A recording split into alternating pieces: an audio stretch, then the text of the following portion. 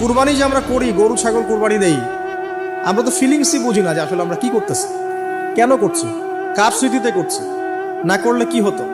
কারণ এখানে সবচেয়ে বড় কথা ছিল নিজের জীবন কুরবানি করা, নিজের জীবনটা কুরবানি করা। নিজের জীবন না আছে, আল্লাহ আমার কাছে একটা খাসি চেয়েছেন, একটা গরু চেয়েছেন, একটা বাহিমাতুল আনআম চেয়েছেন। এখানে তো আমার নিজের জীবনটাই দেওয়ার কথা ছিল।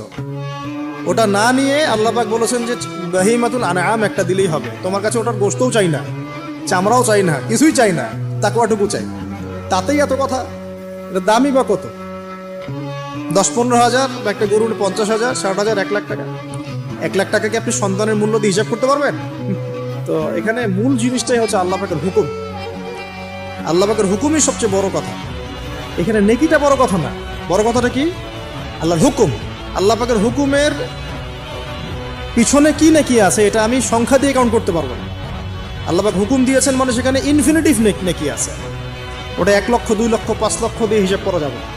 এখানে কেন